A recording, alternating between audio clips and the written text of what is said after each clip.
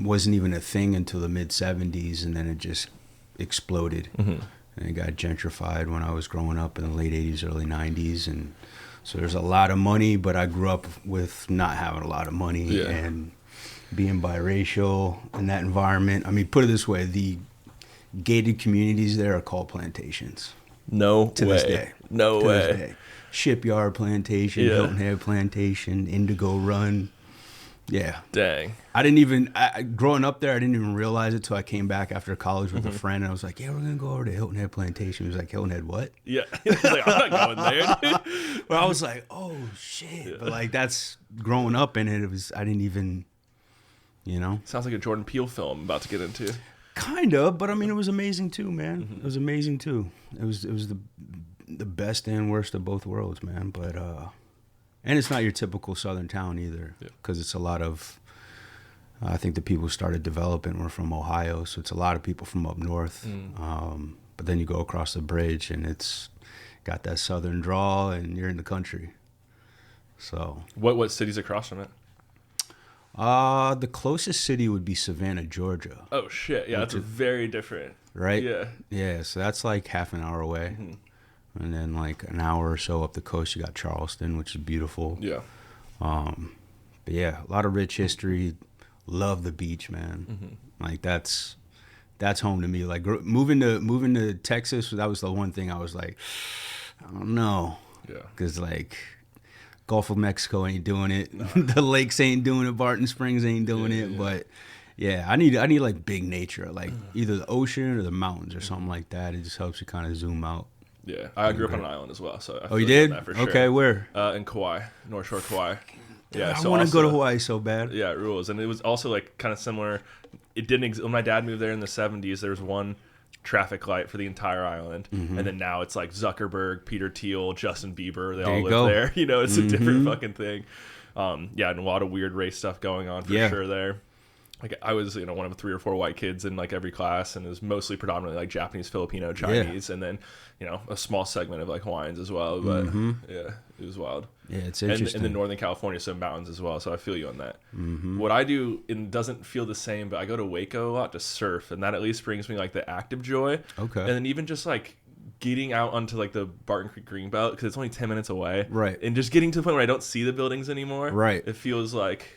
Yeah, I mean, there's like definitely a little taste. Yeah, there's definitely ways to escape. Taste. And I'm not hating on Barton Springs. Sure. I'm not hating on lakes, but no, it's it doesn't do it. It's not the same. Yeah, every time I go back to an ocean, I'm fucking just feel alive again. Blows you away, man. Which is crazy too, because the water fucking scares the shit out of me too. Like I could swim, but like one of my earliest memories was almost drowning. Like I almost drowned 3 times in my life. And the first was when I was like 6, 7 years old, and I got swept. Now it wasn't even a bad undertow, but I got swept out. And I felt that feeling of like, yo, my shit's about to give out. I'm about to go under. And that was scary for me. Yeah, it's a fucking humbler. It's a humbler, dude. I mean, I'm talking all the way into like 15, 16 years old. Like I didn't go in the ocean like past like my upper belly. I just didn't. Yeah. I'd chill I'd wade in that, but like anything where I can't touch the bottom, nah. I mean, if you're not like super, like even the most dedicated, smart watermen in the world end up drowning eventually. Do you know what I mean? Like they all die that way. Like until you experience just like the power of the ocean, and that's not even talking about what's in the ocean. Just the sheer power of the current and the water. Like it's humbling to say the least, man. But it's one of those things that's so beautiful. Like I like one of the things I love, I think, is one of the most badass things you could do on earth, and you're in Hawaii, is like surf. Yeah. I attempted it once when I was in Costa Rica, failed miserably, but I'm glad I tried it. But like to be able to like just be out there in the elements with all that shit around you, the possibility of getting chomped. Yeah. And just, it's got to be the best feeling on earth when you're good at surfing and you catch a good wave. That's got to be like bar none. Dude, it's so sick. Yeah. Like, you're good at surfing? I can surf. Okay. Yeah, like I surf a lot. Saying that I'm good is tough. Like how big are we talking? Like what kind of pipes are we talking? Haven't ever like been barreled by like a huge wave or anything. I like I've surfed waves that are like taller than me. Okay. We measure it differently in Hawaii than here, but but yeah, I mean I just fucking love it. And it's like when you're riding like in the fucking, especially like shore breaks are super sick too, because like there's our reef breaks, because you can see the reef like right here, and then the wave is like right here, and you're just like whoo, and it's silent. It feels like silent in the moment, and you're just, everything's beautiful, and you're just like, you're just so in it. It's so fun. It's like the greatest feeling in the world. That's what I would imagine. Yeah. I would imagine. Wait, one of my goals before I had my daughter was to surf a big wave, so I started like training for that and doing like breath holds and stuff. I got up like 4.5 minutes of breath holding, and then I had my daughter, and now I'm like, I don't know about that anymore. It doesn't seem like that dope anymore, dude. I mean, I was that was the third time I almost drowned, was in Costa Rica, on the west coast in Dominical. Like they have, I mean, they're just like 6-7 foot crunchers, and I had no idea how to surf. It took me like half an hour to get out past the break. Yeah, for sure. I was exhausted. Were you on a pretty big board? The biggest. Yeah, it's so fucking hard to paddle on a board like that. Yeah. And I got out there, and I'm like laying on the board just like exhausted, and I just get crunched. Yeah. And luckily my buddy who went down there with was like, yo, if you go under, wait a second before you start, trying to paddle. And that saved my life. That literally saved my life, because I would have started paddling immediately. But I waited a second, I started to drift up, and then as soon as I got up, I got crunched again. Yeah. And that was just like devastating. Yeah, but so ruined. I went out the next morning and just got right back on the horse, and didn't really get up, but I was proud of myself that I got it. That was one of those things where it's just like I was scared to do it, and I was proud that I attempted. For sure. Yeah, you got to keep going. Yeah, I would say try it more, dude. Go try Waco a bunch. Like, if you're like, because it's so easy. That's to one of learn those surf on parks, Waco. right? Yeah, exactly. Okay. And we're building one in Austin allegedly. Like, they got all the funding in 2023, they said, and allegedly broke ground, but I haven't seen like a peep of news from it since then. But it is, you can learn. Is it like that big circle one that like That's the one that's going to be here. Yeah. Okay. Yeah. But this one is just like the tram that runs through and creates the waves. But you can do beginner classes, and you're on a longboard, but you can just get better at paddling, get better positioning, get your chest up, and get your pop up good. So the next time you travel somewhere, you're like, I can actually feel a little bit good about this. That's sick. Do you got to make like a reservation for that? Yeah. In the winter though, it's like always open. Okay. Yeah. That's it. Yeah, dude. I'm gonna do that for sure. Dude, I'll let you know next time. We can go. It's so fun. I love it. I didn't Stop even at think Buc-ee's about on the way. Also, Waco has like the best cookies. There's like 5 different cookie shops in Waco. Oh man, they're all fire. Dude, I'm so trying to fucking chill out on sugar cookies. Though. Yeah, man. That's like the one thing, because I just celebrated 12 years of sobriety, but that's congrats. like thank you, man. But like eating, boy, I love eating, and for years it was like I played sports, like I played hockey and soccer, and like I could just outwork that diet, and like it was like clockwork when I was 30. Like the fun was over, dude. Like I used to be able to like eat an entire DiGiorno pizza and go straight to bed. Yeah. Not anymore, but like that's still like one thing that's it's like a nice little break. Yeah. It's a nice little way to kind of escape a little bit. Good, like I don't have a huge problem with it, but sugar, I had no problems with sugar until I got sober. I've heard that from a lot of people, actually. Yeah. The desserts start coming out when the drinks start going away. I didn't know it, but like alcohol, when you're drinking it, like it metabolizes as sugar. So that was one thing that I learned, or they told me in early sobriety, like, yo, if you're craving alcohol, have some sugar, and that's all you needed to tell me. Yeah. I was eating like a fucking Ninja Turtle, dude. I was like cupcakes, ice cream. Like I had at least like 2 pints a day. No way. Yeah, dude, and not I was protein on ice cream. No. I gained like 30 pounds in 1 year. Damn. It was not good, but I didn't drink. Yeah. And then once I got some momentum with my sobriety, like I started, make some adjustments on that one. But yeah, I needed something when I got sober. I needed something, and sugar was it. Dude, I love the recovery murals. Can you walk us through kind of like the story of that? Yeah, there's a number of them. Like there was, I think the first one would have to be the one on East 12th and Chicon. That was the first mural that I did in Austin when I first moved here in 2012. We Rise is what it's called? Yeah, it was actually I got here in August 2012, and then 2013 I got the opportunity to paint that wall. It was a gallery at the time, and I met those people live painting on South Congress. They just offered me that wall. It wasn't a paid gig, but they said I could basically do whatever I want. And at that time, like 12th and Chicon, that was like, I'll put it this way, like I didn't go there at night. Yeah. It was a corner. Yeah. It's like Sam's was there, then exactly, it was rough. exactly. So there was a lot of activity on that corner, but I knew about the east side, and it seemed so run down at that time that I just wanted to paint something beautiful. And I painted like Michael Jackson and James Brown and brought some color, and like that was a very positive experience for me. But I was still drinking. I was drinking like a fish at that point. But I got sober halfway through working on that mural the first time. So I got sober in January 14th of 2014. So I finished that mural sober, and then a couple years later it got painted over once things started to get gentrified on the east side. And at that time I had like 3 years of sobriety. So I took it upon myself. And it was funny because I always wanted to go back into that mural. Because especially when you get sober, like I'm me now. I'm fully here. I'm able to like really be present when I create art. So I felt like I evolved so much. And I always wanted to go back into that mural. And then I got that opportunity once they painted over it. And this time I wanted to say something different. I wanted to share my experiences, especially in recovery, which was huge. And the biggest part for me in We Rise was, correlating starting over in recovery with being displaced and having to start over in another place. It's uncomfortable. It seems wrong in so many ways, but I wouldn't have been able to make it through that first day had it not been for a group of people that normally don't mix but are surrounded around a positive unilateral cause, and that's just helping the next right person. And I feel like that's the catalyst to evolve, to change, to keep going, to thrive, and as uncomfortable as change is, it's very necessary. And I think that, a lot of people of color, especially in the South, have been prime examples of persistence and thriving in constantly changing environments.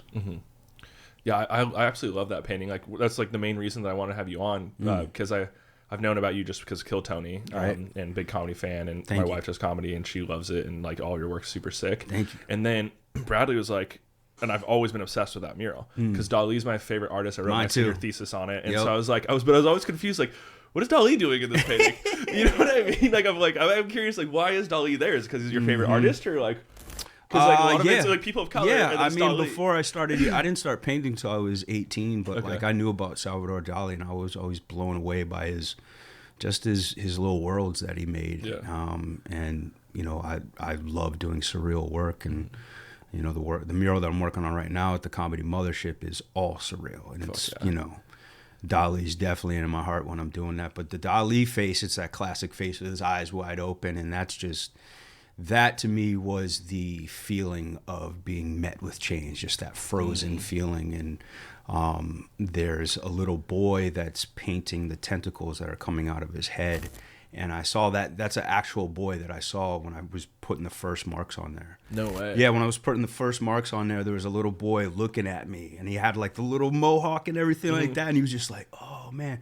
And I just gave him my paintbrush and let him just go ham on that wall. And like that, to me, was a powerful moment, and I wanted to like communicate that that's the way up and out, is not just being connected to other people, but remembering where you come from and why you do it. Like the biggest part of me moving forward, and something that I connect to every single time that I create, is that 7-year-old version of me that had no concept of money and didn't care what anybody thought. Like I just picked up a crayon and started making marks. Like there's something really beautiful about children in that they're pure filters. They receive something and they express it.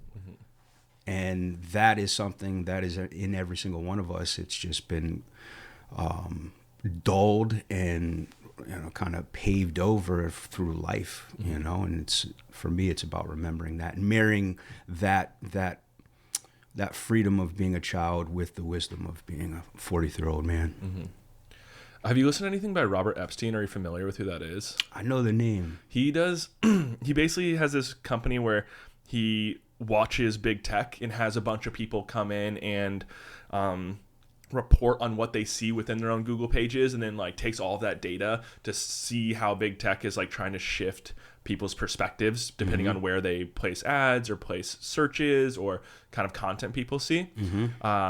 And he's super kind of like schizo, and he's very functional and written a lot of books, but he's very schizo in the sense like he's always thinking he's getting like kind of murdered.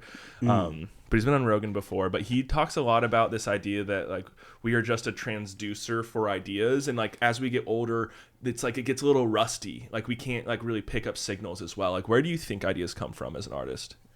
The universe, God, consciousness. I mean, consciousness is... I mean, I'm not going to sit here and describe exactly what consciousness, but what I believe it to be is it's just a wavelength. It's a signal that's runs through every single one of us, and it's everything. And I feel like we're receivers, and why, you know, I feel like my art got exponentially better when I was sober is before that. I had to feel, I had to be here, I had to be present, I had to be vulnerable, and just be open. And that's why I think, you know, kids are just pure filters because they're just open. There's no judgment. They're present as can be, and they're just receiving. And that's the challenge as an adult is wading through all the hurt, the pain, the worry, the doubt, the fear, you name it, all these things that are within me, you know. And that was a big revelation for me, is to understand like I've always been my biggest impediment. Like there's never been anyone protesting my life worse than the thoughts that go through my head, you know what I mean? And without the ability to be aware of it, I'm victim to it. Like I think Russell Brand said it, that like either you're working a conscious program or an unconscious program is working you. And so that's why I think awareness is so pivotal when it comes to receiving.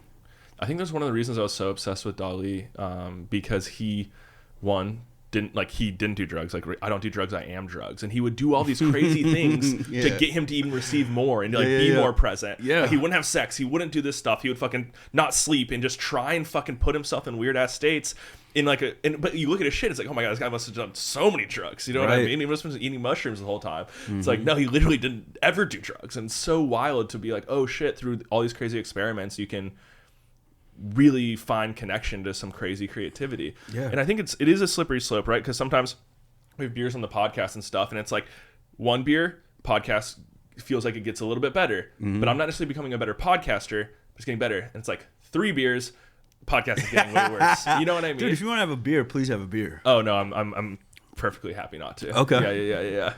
I was really hoping you weren't gonna want to have it. I was like, oh, sick, he's sober. I was like, let's go. That's way better. Because I'm trying to get my good sleep these days. I hear you, man. I'm in a sleep comp right now. Nice. Yeah. That's what's up. But yeah, dude, ideas are fucking cool. Yeah. Brad is sober now as well. And he would do... We had some talks. Yeah, you did? Okay, nice. Yeah, he would do fucking marathon sessions of painting while drinking. Yeah. Like, he did one of our friend and old boss's apartment, and yeah, Ryan said he'd roll up and every day just a box of White Claws, because he paints all night. That's his thing, is he's like a night painter. I get it. And I would come in here, and he was sober doing this, and he was like, if you look at all the detail on this shit, like, he doesn't think he could have maybe even done that if he would have been drinking still. Right. Yeah. Right. No, I look at my stuff with, a few years before I got sober, and bro, I thought I was killing it at the time. And I look at it now, and it's vapid, it's empty, it's rudimentary. Yeah, it's crazy. But I mean, I think drugs and alcohol can be a catalyst for it if you're able to temper it. But there's the rub right there. Yeah. But yeah, it was nice to be reminded, like, yo, I've always had this in me. Like, it's something that's in me. It's outside of me, but it's something within me. It's not something that I need to, especially when it comes to creativity, like a big part of being able to create better is being able to let go. Let go of what I want, what I don't want. Let go of the fear. Let go of the results. Because, I mean, it doesn't matter, especially when I'm doing live art and there's like some level of expectation and I'm presenting this thing at the end of a podcast that gets millions of views. Like, of course, I feel like I'm looking over the edge of a skyscraper before I start, and without the ability to be like, all right, man, we're just showing up, we're having fun, like, this is just another day. Like, I give a fuck way too much, and I'll think my way out of being able to create. Yeah. Like I'll think myself out of the freaking game before it even starts. Dude, that has to be so hard too. If like, you know, like let's say Post Malone's your favorite artist, and you're like, fuck, I have to pay him and he's gonna see it right now. Yeah. Like that would be fucking tough. I'm saying it happens all the time, especially with comedians, man, because I've always been a fan of comedy, but you know, what's really funny to me is that especially the last couple of years, I was drinking and it was bad. It was abysmal, and there was very little light in my life, and suicidal ideation was ever present, and literally the only thing that would make me legitimately laugh was listening to comedy. And I would listen to like Opie and Anthony, and he'd have on like, you know, Jim Norton and Patrice O'Neill and like Joe Rogan, and a lot of these comedians that I'm seeing nowadays and I've come across, like I was listening to them when I was trying not to kill myself, and now I'm about to paint them, and it's just like this big huge mind fuck. And without the ability to be like, yo, this is just another day, I'll definitely overthink it. Yeah. Because I wanna impress people. I want people to like my stuff, and I think that's a good place to start. But it doesn't take much for me to like overthink that shit and then start getting frozen. Yeah, you know what I mean. How do you view social media as a part of like your artistic creation? Because you know you are literally making art live on social media every week. How does that like? Did that play into it before you were working with KillTony? How do you think about it? It's just like when you step back and it's like, I don't know if social media is good for art. Like, what is your thought process on that? I think it's a balance thing. I think what makes something anti-creative is once you start to worry about what other people think. And I feel like that is exactly what these phones, namely Instagram, Facebook, like you jump on there and I mean, you're already thinking about what other people, like that's what it's designed to do, is make you think. I mean, followers, likes, like all these things are just kind of like subconsciously ingrained into you. And that can definitely take away from the creative process. So I enjoy it. I enjoy being able to share my art. It's nice to have an avenue where it's not gatekept. Like I can broadcast my stuff. I can connect with the people that are actually interested in my art. Like that wasn't reality 15, 20 years ago. Yeah. Gallery systems. Exactly. And now, so for that reason, I'm very thankful. But I definitely have to temper it and step away and go to my studio. But when it comes to live art, like I like doing live art because it gets me out of myself, because I spend too much time alone. Like I definitely need my solitude. It's nice to like get away and kind of close the world out and kind of just go in and just do my own thing. But it doesn't take much time for me to go from solitude, which is very healthy, into isolation. And that's when I start to overthink shit and double my efforts, where I need to be like completely letting go. And before I know it, like I'm just overwhelmed. And when I paint live, like there's no time to think. It's just go. Just jump out the plane and swan dive. And that's really good for me because it gets me back into that flow where there's no time to think and you just go. So between those two worlds, like there's a nice balance that I found. It's like surfing, bro. You just have to ride that wave. Exactly. Do you have an idea, or is it kind of like, because sometimes when I've seen it, it feels like it's like you're almost Bob Rossing. Like I can't really tell what's going to happen. But do you have an idea, or are you just kind of like feeling it as you're going? Like you see who the guest is, you see a moment? I usually have an idea. I don't know. I rarely know who the guest is. Like Tony keeps that under wraps. Like he really likes to keep that a surprise. But there have been times where, because I like to have an idea, and I usually work from a reference of what I want to do. But there are some times where I have a reference of what I want to do, and I see the guest like as the show is starting, and I'm like, oh shit, let me find a quick picture of this guy real quick, and then I'll just go. So there's a nice little what's the word I'm looking for? Improvisational quality to it, but I definitely like to have an idea where I'm going ahead of time. Like even before the show starts, like I'm sketching it out just so I have like an idea of like the shapes and this, that, and the other, so I can just go. Because an hour and a half, 2 hours is a short amount of time. Fucking crazy. It's crazy, to me, dude. Yeah, it is crazy, but it's awesome. Like it's definitely helped. I mean, it's been like a little over 4 years that I've been working with them, and I mean, it's made my live art and just the technique and everything like that really sharpened. Yeah, I really 200 paintings? At least. Yeah. At least, yeah, man. That's hella reps. Yeah, I have a shitload of paintings. Yeah. Yeah, I mean, I've been able to sell a lot of them, but, I definitely need to have like a wholesale or something. I mean, I have like 80 KillTony paintings, originals. Dude. Yeah. This might feel like... So I'm like a huge believer in NFTs. I know a lot of them are scams, but a lot of them like this one right here is like one of my favorite artists of all time. His name's Jack Butcher. He's done crazy stuff with like the medium of NFTs.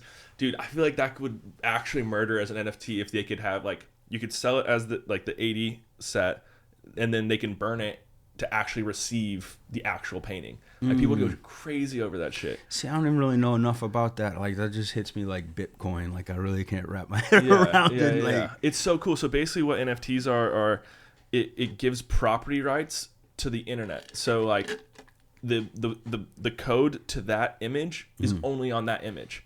So even if like you screenshot it, you can still tell it's not the original. Gotcha. It's kind of like, it's like a solution to that whole like crazy art fraud that happened around like the Chinese people who were like shipping in like who is it, like Rembrandt's I think or something, where she's like this one gallery dealer is selling all these fake ones and she like was for sure it was real.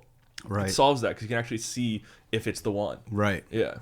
Man, I mean, I'm open to it. I've had people suggest like doing like Pokemon cards. Yeah, I got a Mewtwo over there. Yeah. That's pumping right now. I see it, it's dude. pumping I watch right now. I know. I catch myself watching it sometimes. Yeah. I'm like, Jesus Christ. Did you play Pokemon as a kid? Nah, I missed that a little bit. Okay. I missed that a little bit. I definitely collected baseball cards Nice. when I was a kid, but got away from that. I still have some, but yeah, no, there's definitely that card collector still in me. I think it's cool. Yeah. That's what got me with NFTs was I originally, been in Pokemon my whole life, like massively, like obviously. And then it was like when I started learning about NFTs, like, oh shit, like that plus art, I was just so stoked. Because I was in crypto before that, but it was just like, holy shit, this is like a use case I can get behind. Nice. And I absolutely loved it. And it sucks that everything's in the gutter right now and that so many scams happen in like 2021, 2022. Yep. I knew it was bad when it was getting hyped so high. I was like, God, this is going to take us so long to come back from because we'll never be able to like sell a Bored Ape for like $500,000 again. Like that was stupid. I know. And so it just like kind of burnt the industry, but there's people still building really cool stuff. I was out in Marfa 3 months ago for this sick ass NFT conference. It was so fun. Only people who were really actually dope artists were out there. Nice. And there was like no ego around it because it wasn't like I'd gone to like the Bitcoin Miami stuff where it's like Lambo, blah, blah, blah, like crazy shit. And this was just fucking sick in Marfa. Great food. Everybody's obsessed with art. Everybody loves the internet. Like, damn. It was sick as fuck. That sounds amazing. Yeah. What? Are there any places like, do you go out to Marfa like when you're trying to chill? No, I've been wanting to. I've definitely wanted to check out Marfa, but man, honestly, it's just been like within the last less than a year that I've been really taking a little more time in between projects. And even within this project, like that, I've been working on this project at the mothership since late September. Damn. Yeah, and I still got like another month or so till it's complete. It's definitely been the longest. It's a marathon, but like, taking a little more time and filling the well up in between sessions, in between projects. But like for years, it was just go, go, go, burn out, go, go, go, burn out. But I think that's just the way it is for some people, especially building something from the ground up, get it out the mud, and no plan B. This is it for me. Fuck yeah, dude. So once I started to get some momentum, it's like I'm not letting off the gas. And like I said, it's probably been a little over 15 years since I started doing my art full time. Obviously wasn't sober for the first 2-3 years, but yeah, it took me probably till like 2017 to finally start to get some momentum. There were a lot of ramen noodles and peanut butter years, dude. Oh, yeah. Couch surfing and yeah, man. But I loved it. Honestly, I look back at it, and those were some of the.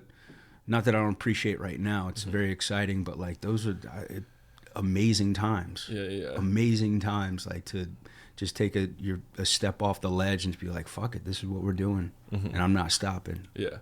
Dude, I had a moment like that today because I had to move storage units, and we were driving past my old apartment, which is like Old Torfin 35, and I was like, my rent was like $450 a month, and I would just like walk. I didn't have a car, so I'd walk or bus or scooter to On It, where I was like making smoothies, and I just wanted to get into podcasting so bad. Like, I just wanted to find a way back in, and then to be like, holy shit, that was actually super fucking fun. Right. I had a blast. It's like 12-hour days, just like in this place I'd heard on all these podcasts, like you said, like listening to Opening Anthony, and now you're around these people. It's like I've been listening to all these people, and now it's like, oh shit, now they're here. Right. It's like Tim Kennedy is threatening to kill me. Like that's fucking crazy. Like whoa. Yeah. And it was just like so sick. And even though it was like a little bit less glamorous, it was still really fucking cool. Yeah, man. Yeah. Yeah, I feel like that's what most, I mean, whatever your field is, what like most successful people talk about is the struggle, the come up when things were uncertain, when you didn't know it was going to happen, and you're just out there in the wave, taking it, going for it, sending it. For sure. One of the tensions I'm really obsessed with, and I don't know if a lot of people think of it in this way, but this is how I think about it, is I think of art and propaganda being in tension with each other. So the example I like to use, which I haven't figured out if anybody, this makes sense to anybody, but I like to use it, is Picasso. So I think when he painted Guernica, it had like a very much a political statement. So basically, like Franco and the fascists bombed their own citizens, and it was this like crazy mural that was like these crazy cows and like bombs and like fucked up shit going on, and people could say that was like political propaganda. It was like making commentary, but I actually think that was art. And I think when he was becoming a propagandist was when at the end of his life he was just fucking painting roosters for the bag over and over and over and over and over again, and it had nothing in it.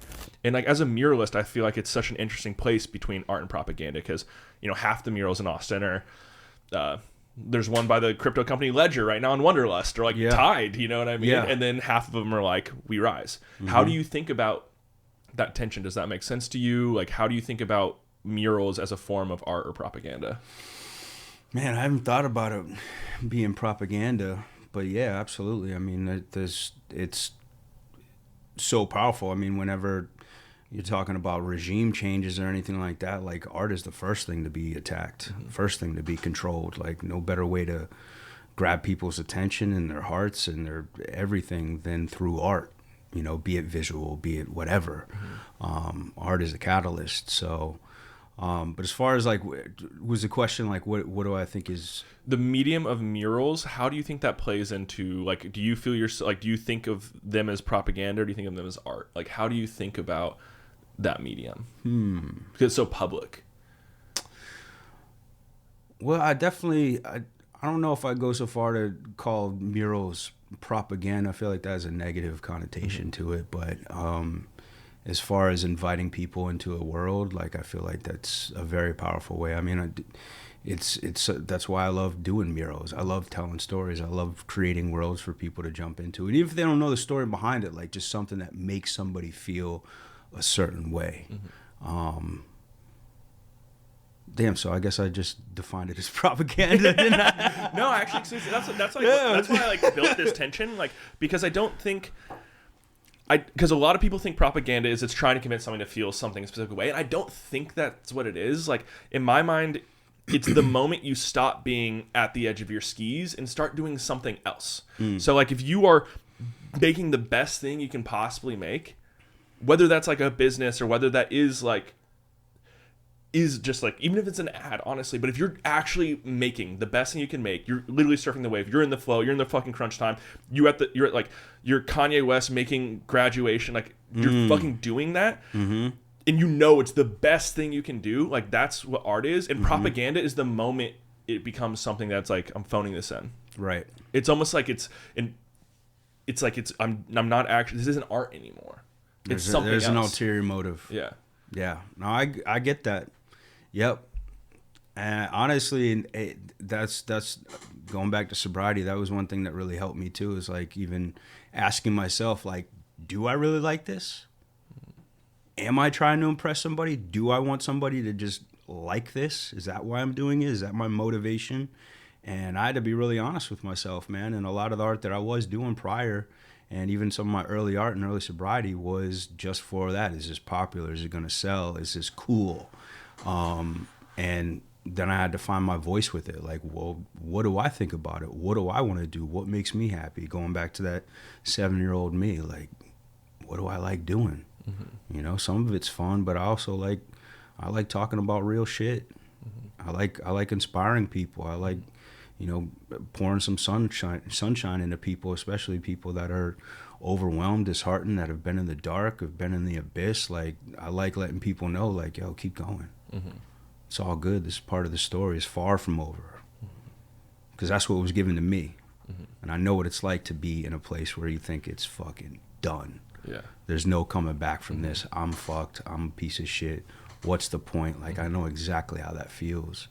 And nothing feels better than to either physically sit across from somebody or through my art, like touch somebody and, you know, just instill in them like, yo, it's far from over. And I have people reach out all the time, whether it be my videos or my art. And, you know, whenever somebody tells me that my art's touched them, like, I don't take that lightly at all, because that's my intention with my art, especially my mural work. With the there's like a set of murals that felt like you were starting in a building and then going through like a garage, and it was like telling a story, kind of a recovery. Will you walk us through that experience, because that felt very cohesive? Was it in one location or like? Yeah, no, that was at it's still there. It's at East Side Station, 4th and Kamal, I want to say. But yeah, I got the opportunity to paint those walls, and they let me go ham with it, whatever I wanted to do. And you know, that was actually just a few months after I finished the second rendition of We Rise, the most recent rendition of it. So I was already on fire with that. And I was like, why don't I tell my story or my experience in the 12 steps?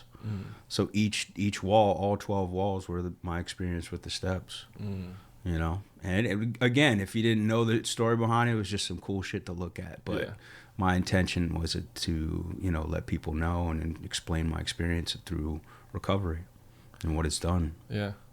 Do you think that you would have been as successful in recovery if you didn't have art?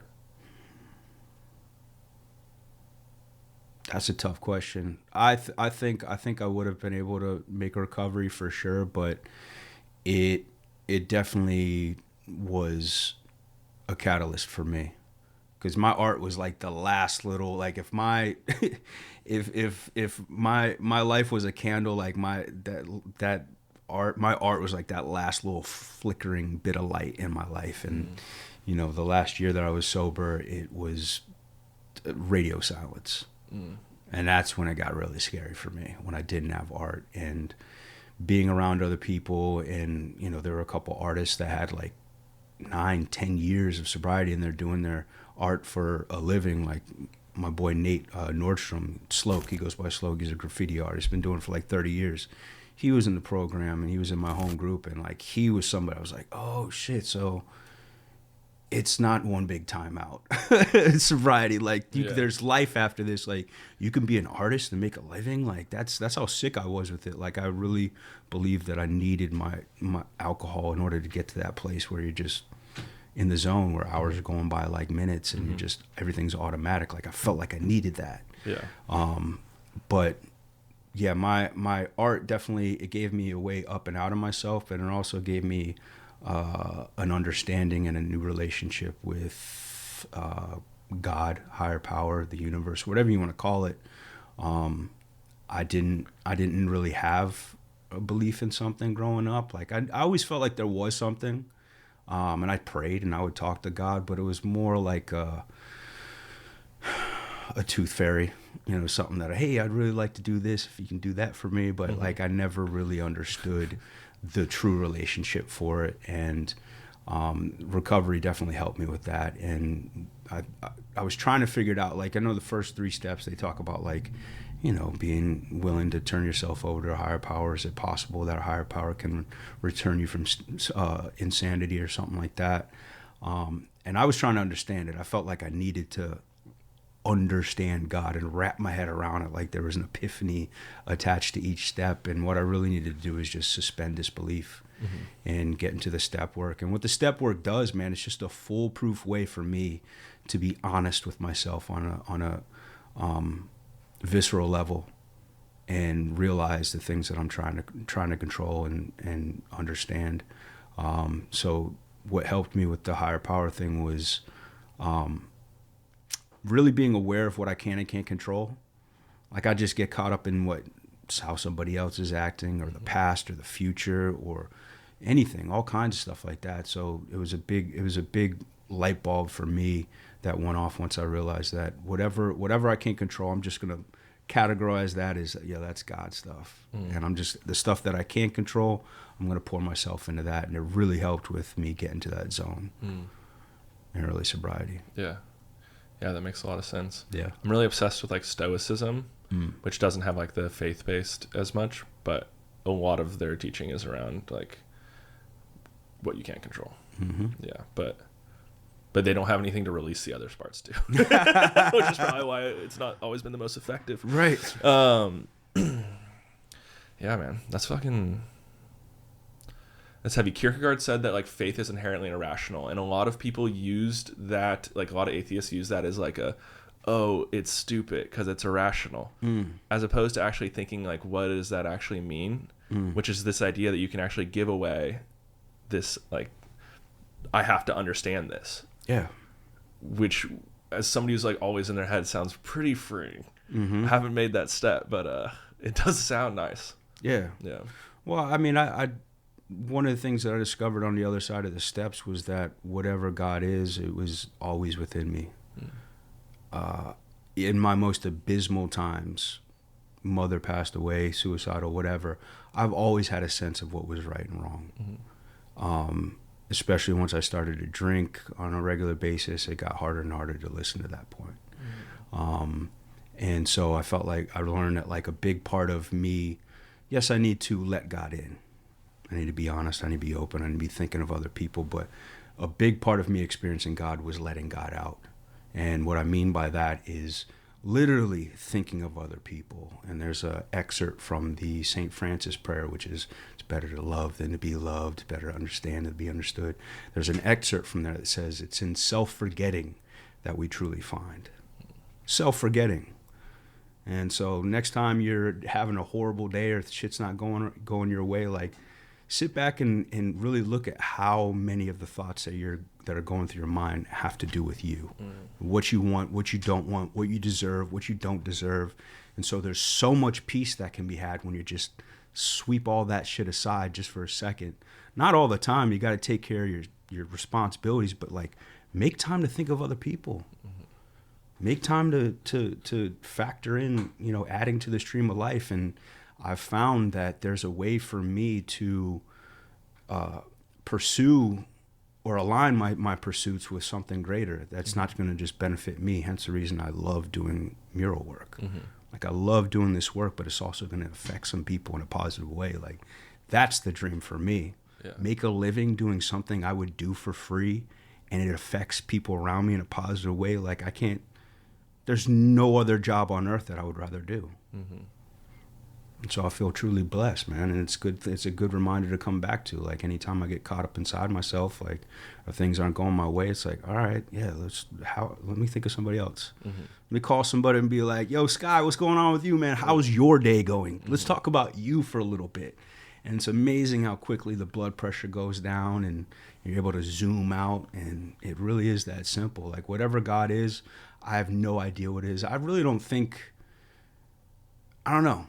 It's like trying to understand infinity. I don't think it's meant to be understood. I think it's meant to be experienced. And what I think is a nice metaphor is like, there was a time back in the day when I was like rolling with one of my friends, like waiting for the ecstasy to kick in. That half hour, 45 minutes you're waiting for it to kick in. And my buddy got on this website and was like looking up all the pills that we took and like what's in them and this, that, and the other. I'm like, dude, fucking, can we just fucking go outside and look at the fucking moon and smoke a bowl? Like, I don't want to think about that shit. Yeah. And I feel like it's the same thing when it comes to life. Like, I don't feel like all this is meant to be analyzed and calculated and understood. Like, there comes a point where you just need to get on the fucking board and surf. Yeah. Just fucking go. And obviously there's a balance to it, but like, it's so easy to get caught up in myself, and it's so easy to get, just myopic and focused. And the way out is in, and the way to really connect and be happy is to factor other people into my life. Like, whatever God is, man, there can't be 5 ways to get to it. Why would there be 5 ways to get to something that is infinite? With billions of different people on earth. That was a big awakening for me. Is like, whatever the avenue is, it's a broad highway. There's a part of the reading in the big book, and it asks you to try to see where religious people are right. And at the time, I was like hyper focused on finding the bullshit and the inconsistencies and like the hypocrisy. And I had never asked myself, like, what's right about this? And once I started to like look at the parallels, it's like, oh, okay, like there are some universal truths here. And the biggest one is me being honest. The biggest one is like thinking of other people, servitude, like unity, coming together. Like these are all things that are woven through every spiritual and religious practice. Yeah, I think having a kid was like a huge moment of that for me. It was like I held her. I look forward to it, dude. I'm excited for you, like, or I'm energized for you. It's so crazy. Like I held her for the first time, and I saw this, like, I literally felt like I was tripping, and I saw like a double helix of like love coming down through like generations before, all the way through my parents, and then to me, and then into her. And it was like my dad got sick at the time, and it was like he was ending, but she was beginning, so it didn't really matter as much that he was ending. And it was just like this crazy fucking spirally surfing of love like into me. And then I really struggled in the first year of her life with like working on stuff again, because it was like every moment that I was like working on this business or a different business or whatever, I wasn't spending it with her. And I was like, why would I do that? Like, it was so hard for me. And then it kind of got the thing that I've reestablished around spending time away from her is that, and I don't like to spend that much time away from her, but it is like, I want her to see me pursuing the thing that I think of as art the most. Do you know what I mean? Like so it's like, it became this thing where a lot of times, a lot of the businesses I've built have been in support of other people, in the sense of like financially supporting and stuff. And it was like, I've never pursued my own kind of like thing that brings me the most joy that also brings joy to other people. And it was like, oh shit, she's like kind of this perfect thing of how do I want to live my life in a way, because it was almost selfish in the way I was pursuing it, because it wasn't like I wasn't enjoying it, or I didn't feel like I was like living fully. And it was like I was helping people become more successful, which ruled, and I love all of my friends succeeding, and that ruled. And then it was like, okay, how do I actually also live in a way that I can pursue the thing that I'm most obsessed with and become the best I could possibly be at something. Yeah. At giving, like, whatever. And again, this is just hoping that people listen to this and they can, you know, fuck with it. Or like my clothing line was just like, this is the thing I'm so obsessed with. I think people should like it. I want more Japanese shit in Austin. Like, I want people to like wake up a little bit about how we're consuming content on our phones all the time and like realize that like we're being used, we're not using it. And how do we build technology that actually we use? Like, I was getting like super, and I just like, I was shadowing that voice because it was just, I was more directly supporting other people and making a lot of money doing it. Right. So I was like, hey, how do I shift that energy? And it's like, it was like, can I look at her and be like, I'm stoked because of what I just did today? And when I go home and see her, it's like, it was worth it to be away from you. So I don't know if that's perfectly aligned with serving others, but there was a huge thing of kind of like living outside myself, realizing how she would look at me versus like all the things going through my head and being like, oh shit, I want to be the person that she would be proud of, which starts with me being proud of that person. Yeah, man. No, I think that's a perfect example of thinking of others, man. I always love talking to people that have kids, especially their first kid, and I love asking them like, explain to me, because I've heard it been explained a few times. Like there's a concept of love that, and I do have a concept of unconditional love, especially coming from my mother. But like, what is that love like? Yeah. Can you explain that to me a little bit? Yeah, dude. So what's crazy is my parents were very insanely loving parents, like very loving, very supportive. And I had no idea how much they loved me until I met her. Ooh. Because I didn't have the like capacity to be like, holy shit, you like me that much? And this is like kind of a snarky thing to say or whatever, but I mean, it's so fucking true. I love her so much that she could turn out to be Hitler and no feelings would change for me. I don't think that's snarky. I'm not pro Hitler. I'm just like, she could literally be the worst person alive and nothing would change. I kind of do get that. Yeah. I kind of do get that. I remember there was a time with my mother, me and my sister used to have some real issues when we were, teens, 20s, whatever. And there was a point where I was just like, yo, Mom, let her kick her out, let her go. Like, why do you keep helping her out? And she just stopped me right there mid-sentence. She's like, Chris, I'll never give up on either of you. Pause. Period. And I was just like, okay. I had no retort. What do you say to that? Yeah. What do you say to that? That's fucking love. Yeah. Never give up on it. No matter what, man. And that's what I say. I have a concept of unconditional love. I remember when I was like, God, I don't know, maybe like 8 or 10. Like my mother used to wake me and my sister up in the middle of the night just to like I don't know. She'd want to like talk about drugs, or like she'd have like some epiphany and kind of want to just impart some information on us. And she woke us up one time, and she was like, "Chris, Jackie, get down here." And we came down, and it's like, swaying like, "What, Mom?" And she just looked at both of us, and she was like, "Chris, Jackie, I want you to know that I don't care if you want to be a janitor. Like, that's your dream. Like, be the best janitor you can possibly be, and I love you no matter what." I was like 7 or 8. And I remember I didn't even go to sleep that night because it felt so good. I mean, I knew my mother loved me. When she said that, I was just like, wow. Like, there's nothing I can do. Like, right now, this is it. And you'll be proud of me no matter what. And that level of love really helped me, like, dream big and reach beyond my means and go after lofty dreams. You know what I mean? Like, I always got this place I can return to that's never going to go anywhere. Yeah. And that's the power of love, man. And so to have that for another little human being, your daughter, that's got to be exponential. Dude, it's fucking crazy. It is absolutely nuts. Like, it is everything. It is so dope. That's why I'm like, really want people to have kids. I feel like being a parent, you become a part of like an MLM, like a pyramid scheme, like a multi-level marketing. Because everybody, I'm like, get my downstream, like have kids, everybody. Because it's like, it's so crazy. And like, I've like, that's what we're meant to do, man. It is, dude. And like, again, finding the right partner, I think, is also absolutely crucial. Sure. And that's the hardest part right now in a world of infinite options. People are not settling down. They're not committing because that's so much harder than just swiping. I'm telling you, man, it's a challenge out there right now. Yeah. I hear the dating scene is tough. Like, yeah. It's a challenge, man. Yeah. It's just that. It's saturated. I mean, I got off the what do you call them, the applications a while ago, man. Just because it was just that. It was like gambling. Like, even if you have a great date and you meet somebody that's really dope, like, as soon as you drop them off, you're swiping. It's like, well, that's nice, but what else? Yeah. And, I mean, these freaking phones, man, that's what it... Yeah. I'm starting to realize those things are not meant to help us. And you nailed it. Like, we are the product. Yeah, exactly. That's like, so the reason I got into podcasting was because of that exact statement. I looked at where media was going, and the entire media ecosystem looks at us as the product, not as the customer. The customer are the advertisers. The people who actually pay for something are the customer something. So as long as you're not paying for it, you are what's being sold. Yep.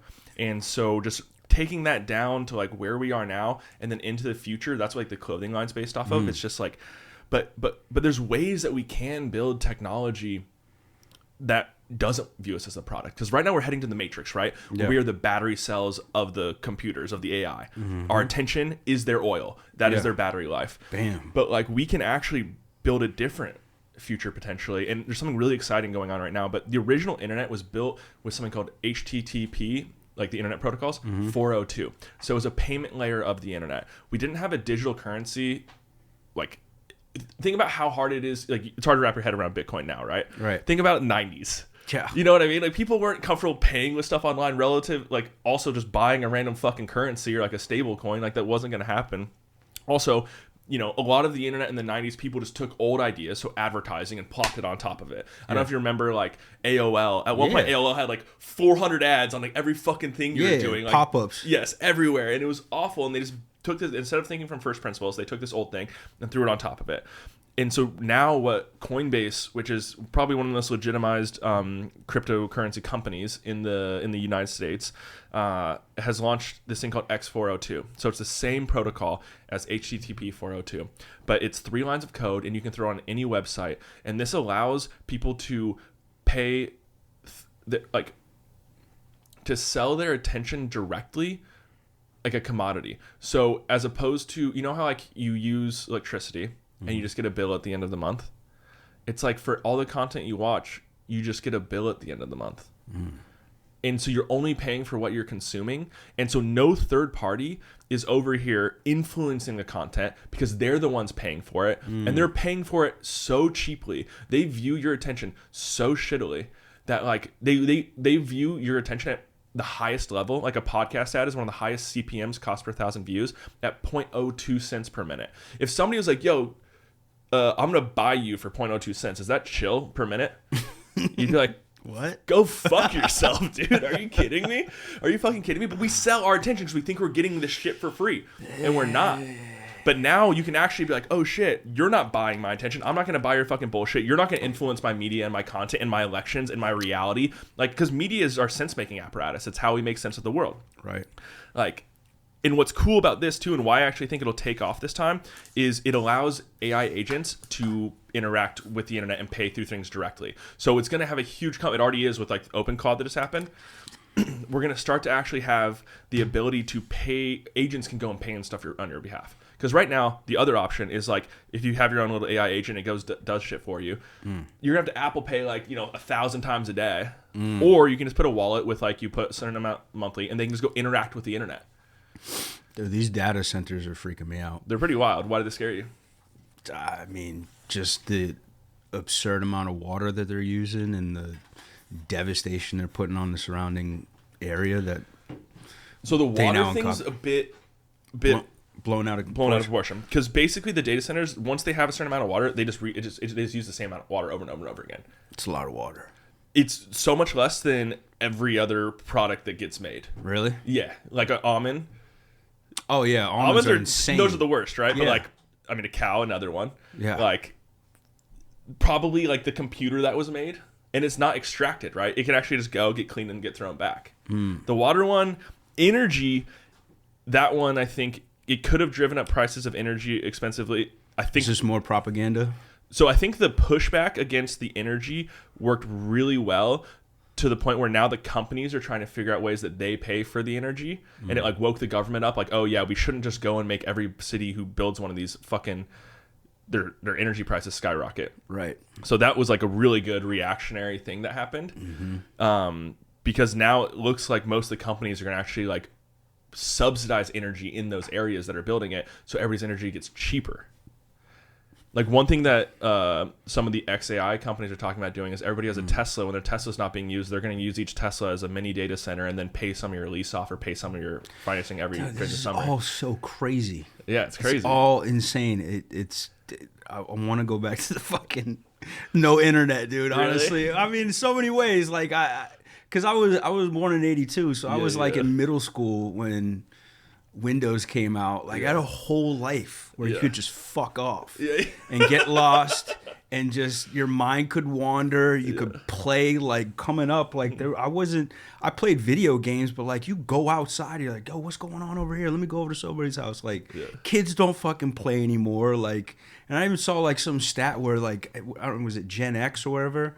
Is that kids that are like 19, something like that? 19? Gen X is like your Gen X. Your elder millennial. Gen Z. Yeah. Gen Z. I'm thinking of Gen Z, but like it's the first generation where in virtually every category, IQ has dropped significantly. Yeah. Attention span, all this, and that was right around the time that computers and everything digital was introduced into the education system. Yeah. There's also COVID. I think a huge part of that had to do with those numbers. That rocked people. I mean, how many people did it rock? Like, can you imagine being 5 years old during that? Yeah. And then Gen Z was in high school and just didn't go to school or didn't get access to nutrition and food because that's where like most of the food's coming from. Like, yeah, it was a tough go. But no, it's definitely screens are a huge portion of it. And like it's also the most obese like generated. Like all that shit's going bad. Food's trash. Yeah. It's an interesting time, man, and I'm glad that we have the people that we have around here. I'm glad that art's the way it is right now. I'm glad that we're having conversations like this. Like that's what's crazy. As crazy as a time this is, I also feel highly optimistic about things, man. I feel like it's bringing a lot of people together. It's waking a lot of people up to the reality of everything that we were talking about at the beginning. Just like, why do I dislike you? Like, why are we at odds? Like, oh, there is no problem here. Like left, right, Muslim, Jew, whatever it is. It's just like, oh no, we're all like nobody really has a problem with anybody. Yeah. Especially if you get out there and like actually talk to people. It's just like, what's so bad right now? Yeah. Yeah, dude, that was like the big reason that sent me down this rabbit hole in 2015, 2016 was because I was working in big pharma and I was being flown, which wasn't really a good fit for me, to be honest. Like not a good fit. Like one of my best friends OD'd when I was 12 on Oxycontin. Thank you. I've basically never taken pharmaceuticals. I freak out if I take an Advil. I like get really scared, like good nervous. For you, man. And also I've been really I haven't had any serious health stuff, but but I was working there, which was crazy. And they were shipping me from Indiana to New York during Trump's 2016 run every week. I was going twice a week.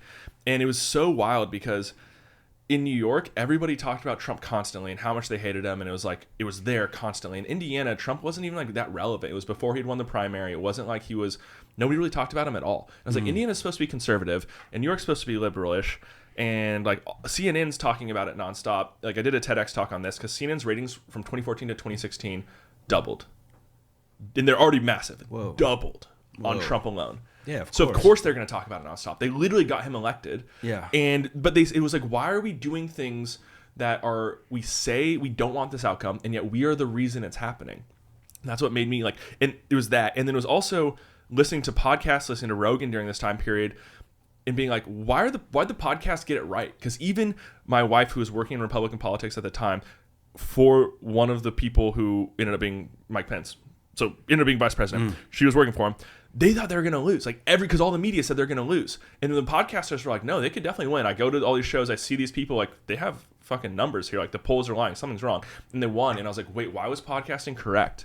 And that's what made me get into this whole thing. And it all came down to advertising for me. Because the incentive model of advertising made people do things and portray stuff to us in ways that weren't what they said they wanted. It was super insincere. And I try not to focus on truth so much because I think I think there's like general truths, so very specific truths can get like hard, but I always focus on sincerity.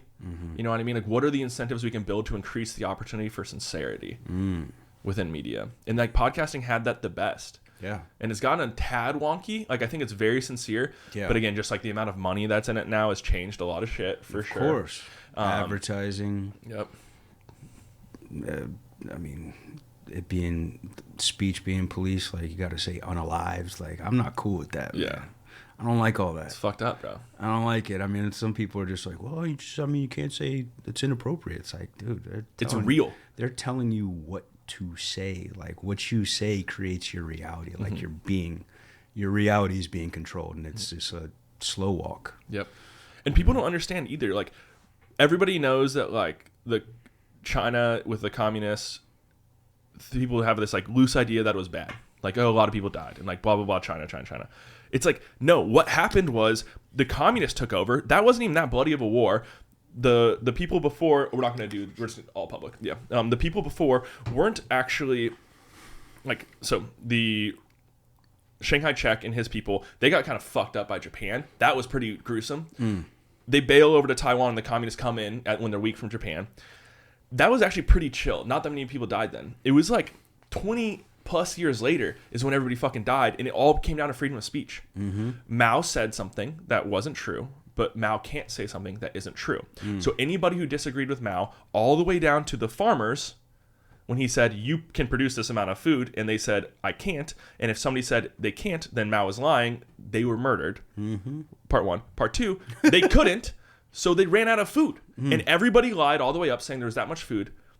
And China says to this day that 16 million people died of unnatural causes. Most conservative estimates are 40 million. And people who really go deep in think it's 100 million people died. And it all comes from freedom of speech. From somebody saying, you can't say reality. And sex is a part of reality.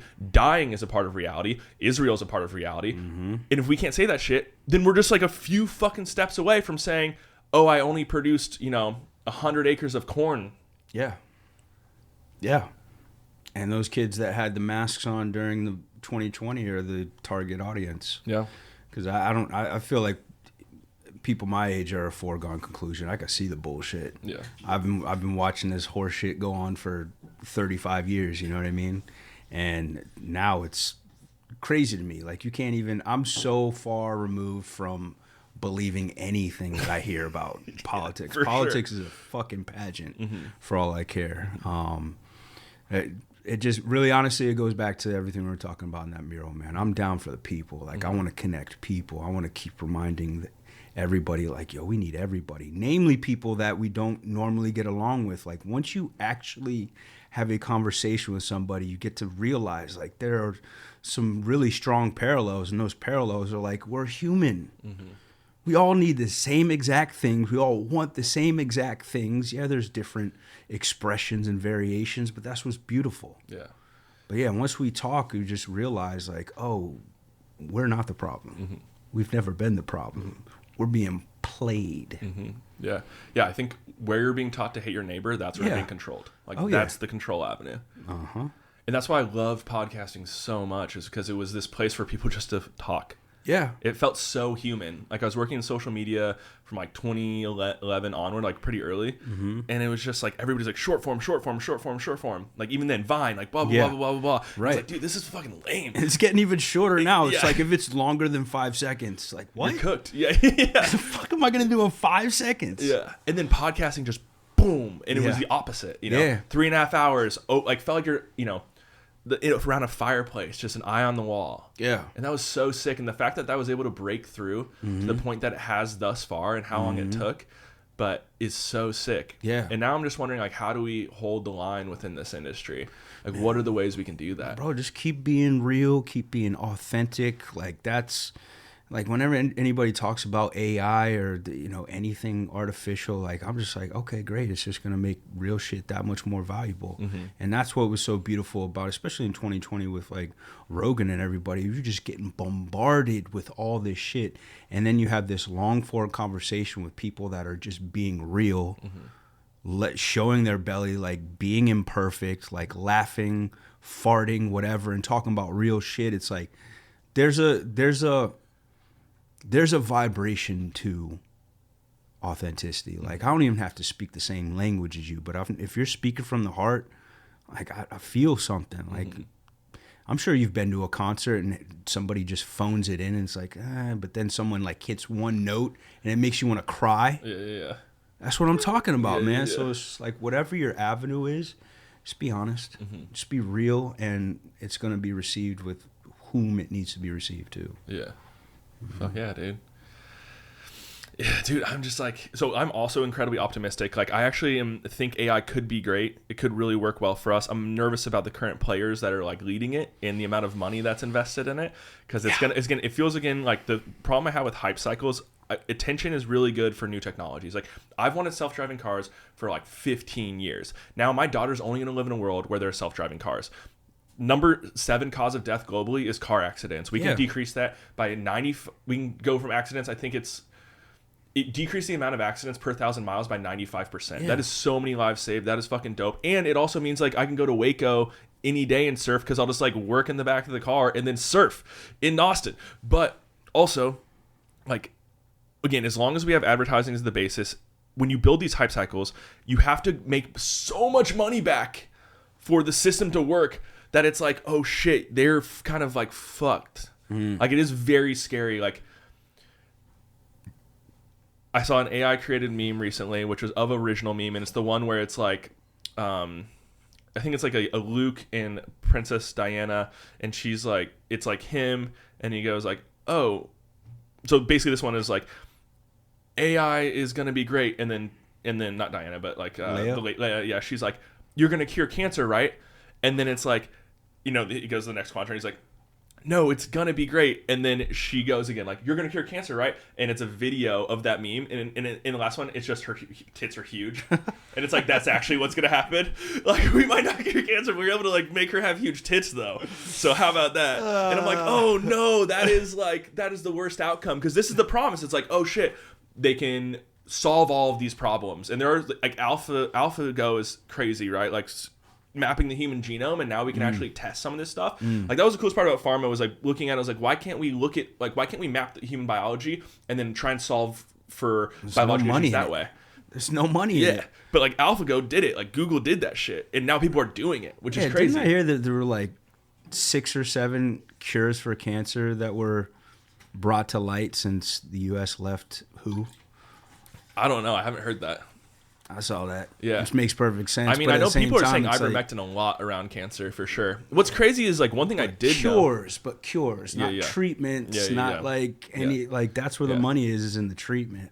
Well, even, like, we knew this in pharma. I worked in oncology and pharma. Food and Drug Administration. Is like, fasting itself helps cancer. Bro, I just started getting into this. I did a 3-day fast right on January 1st. I love 3-day fast, dude. I try to do 1 quarter. I want to do it longer, man. It was beautiful. I the longest before that was like 2 days. And, like that second day, your body's just like the fucking worst. 30 hours in is the worst, But that third day, that was the first time I was like, dude, I feel so good. Yeah. My mind is clearer than it's ever been.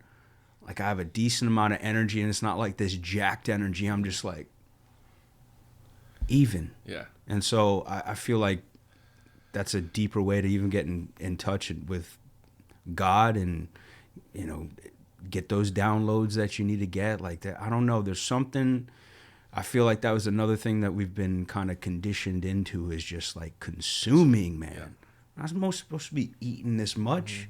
I don't need to eat all the time like that. Like, it's crazy. Like, I felt the first time I fasted 2 days, it felt almost as tense as when I was kicking alcohol. Mm-hmm.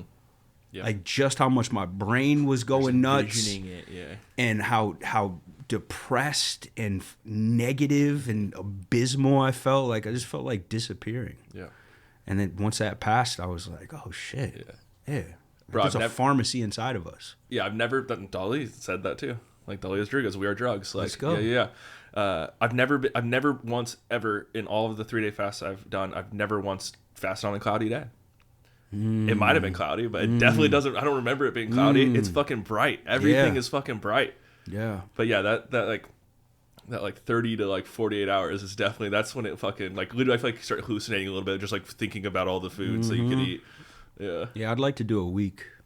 I've never felt called to go past the 3-day for some reason. Yeah, I'd like to go a week there. I think like once a year, that would be pretty chill. Like, I could definitely see myself doing 3 days like 2 or 3 times a year. Yeah. I try to do it quarterly, like end of the quarter. Yeah. I always try to time it to when like wife and kid is away, just because of recent times. Because of that middle period, you do feel a little crack, like a little. I'm like temper. Like I don't have temper. I'm like more negative. Yeah. 100%. I totally get why people go somewhere to fast with a community. Mm-hmm.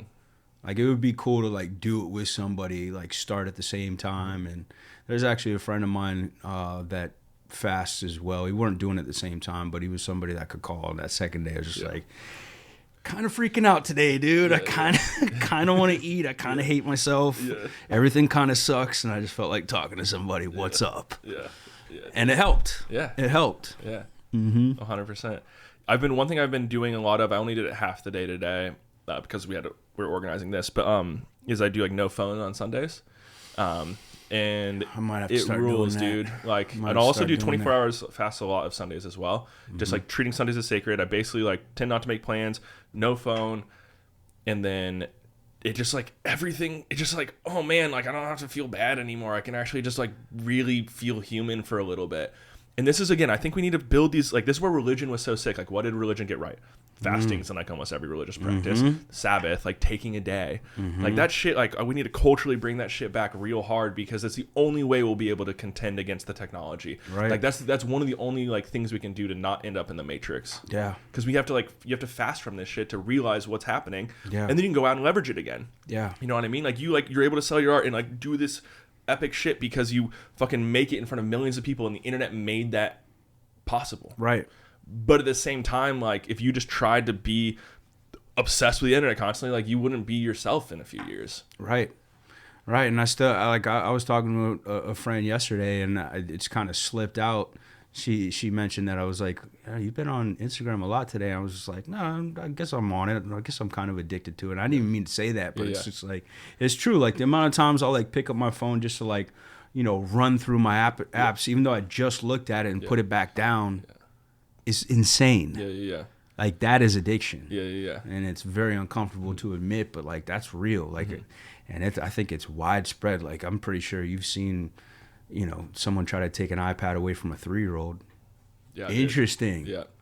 Yeah. Interesting. Dude. Like, I don't think that shit's good for kids at all. No, dude. Yeah, it's tough. We always are trying to like do that line. Like, we'll let her like watch YouTube on planes, and then in the car I'll play it so she hears audio of Miss Rachel, but doesn't have visual. Right. And that's kind of been like the line that we've drawn, because Like, it is easy to have the babysit your kid, and it's like, you can't do that. Nah, you really man. can't do it. But even I was watching something, and I saw that like even the format of cartoons are just so fast paced and just flashing this, that, and the other. Like, there's no like story building. It's just like bam, bam, bam. It's like a casino. Yep. Yeah. The only things that like I'll watch with her are like old school animes that I grew up on too. It's like she watches Pokemon, she watches One Piece, like and that rules. But that's again, man, bring back DuckTales, Rescue Rangers. Come on. Yeah, I think it's fucking great. But yeah, it's like the challenge I think we have right now is how do we use technology and not let it use us. I don't know, man. I think it comes down to whoever's at the top, how it's being presented. Like, there should be some throttles on this stuff, man. It should be regulated. Yeah. On some level, or there, at very least, there should be like a warning label. Yeah. Don't you think?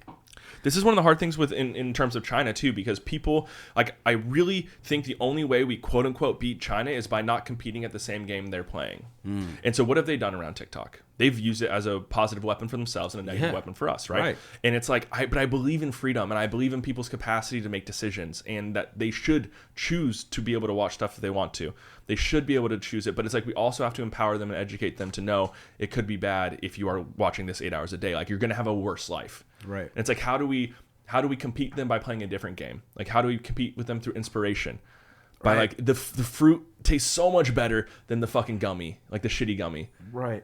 But see, again, I don't feel like the full on internet should be available to children at all. You know what kind of problem I would have been if I had a phone when I was 12? Yeah. My God, man. All I needed was like an infomercial or like a Sports Illustrated commercial, and I was looped. Yep, just staying up all night until the Girls Gone Wild infomercial comes up, and it's like, let's go. You already know, man. Come on, just the squiggly lines. Dude, that's all I need is the audio. Yeah, I really like. I think there's a pretty good argument to be made that it should be something along the lines of like alcohol and stuff. Dude, like, it should be like 25 years old, maybe, 100%, like, until your brain's developed. Like, it's bodying kids, and I'm not even talking about just pornography, but like with social media. I think a phone. Or like phone. Access to the apps. Like, one of the things that I've done that has been the most helpful, my friend George kind of like quote unquote coined it, and it's kind of an expensive thing, but again, it's way cheaper than giving up all of your attention all the time, is I have a cocaine phone and I have a kale phone. So there's one phone that I have that is only Caroline has my number and Ryan, and then I have like Uber, and I have Google Maps, and I have like books on it. And so that way, like, I never feel like if I want to take a photo, if I need to get somewhere, if I want to like look something up, I never get pulled back into the phone that has all the apps. I don't keep it on me. It's like first 3 hours a day, last 3 hours at night, Sundays. You treat that like a desktop. It's almost like a desktop, and it's like my email's not on it. It's only like functional, and it's like photos, music, like getting places. And that way I don't feel like, oh fuck, like I don't have a phone. Dude, that is hilarious. I just thought about that image of like everybody carrying around a desktop. Oh yeah, that'd be awesome. Yeah, feeling the like backpacking a desktop around with like this monitor in front of them. Like, that's essentially what the fuck we have. Yeah. Do you know how Twitch started? No. Justin Kahn did something called Kahn TV, and he did a backpack with a desktop on it. This is like mid 2000s. Whoa. Like, that's what was originally Twitch. Was Kahn TV. That's crazy. Yeah. Fucking wild shit. I know. Yeah. Man. Yeah, but who knows, man? Who knows? I being the optimist I am, I feel like this is all trending towards something beautiful. I don't know what it is, but I feel like we just need to, keep the unity, stay together, and that's whatever God is. That's where it flows through. Like, we are the conductors. Yep. And miracles happen when we come together. Yeah. Dude, I'm praying for X402. Like, I actually think this could be the structural thing that changes everything. For real. Because it's like, to me, the reason why it all got so bad is because of advertising. Because the only way you monetize is through attention, and people buy more shit when they're upset. So not only do you want them to have attention, you want them to be upset because they buy more shit. And so as long as that is the system in which we monetize, but if you can make more money selling something directly to somebody, the incentives are way more aligned. And, like, I think it could be earth-shifting. And I think the reason I like the agents thing, even though I do think the agents are going to get, like, off the rails for sure. It's going to be a wild thing that's happening, like, right now. the force, the momentum that the agents will create to spread this technology for us to actually be using it on every single website because it'll be there naturally, I think could be the catalyst that decreases the influence of advertising on X and decreases the influence of advertising on Instagram and on TV and on like all these, Netflix is moving towards an ad model, like all this shit. Because advertising beat the subscription model because we subsidize advertising. So basically before it was in the 1940s, advertising was in a different tax bracket where you had to pay for a lot of it out of pocket. And essentially what we did in the 1940s is we subsidized it so it made it something you could expense. It was a part of research and development after that time period. The increase in advertising from 1941 to 1950 was in today's dollars $120 billion more per year. Whoa. It was like 9.6 or something in that year's dollars. And what's crazy is in the 40s we knew that cigarettes caused lung cancer. Tobacco was the biggest advertiser. They did an advertising-induced blackout on all media in the United States except for Reader's Digest because they had a different monetization model until 1970s. 20 million people are estimated to have died because of that experience. And it's all ads-based because they were able to influence the media. Yeah. Think about like Pharma Today. Like think about all of this shit. Yeah. And like we just accept it because we think we're getting something for free and it's costing us our lives. But if we could just pay a little bit for stuff and not even notice it, frictionless, like they lose all of their power. And then think about the products. Think about how much bullshit products exist only because they had ad spend. I think about how much cool, like artistic products would exist, like actually creative products that, and people just, it naturally gets picked up because people actually like it and just share it. They're not just being fluffed through spending. Fluffed. Dude, I like the way you think, man. I really do. I'm for it, man. Especially when it comes out, cutting out the bullshit. Yeah. Are you still fundraising for the remodel of We Rise? Yes. I have had a couple of people that have reached out. There was Six Square, which is the Black Culture Arts District on the east side, who helped me fund the first remodel in 2017, and I reached back out to them, and they're going to help out. But yeah. How much more do you need? Where can people donate? Right. I'm trying to raise 20,000 right now. I'm around 15,000. Okay. So if, you want to donate, you can hit me up on Instagram, Facebook, Chris Rogers Artist on Facebook, at Chris Rogers Art on Instagram, and we can go from there. Dope, man. Yeah, it's an amazing piece. I hope anybody listening wants to donate. Let's throw some money your way. That'd be so sick. Let's go. Thank you so much for your time and everything that you do, bro. Dude, any final thoughts? Life is good. Love everybody. We got this. Dope. And you can see Chris every Monday on KillTony. Let's go. Let's fucking go. Thank you guys so much for your attention. Peace.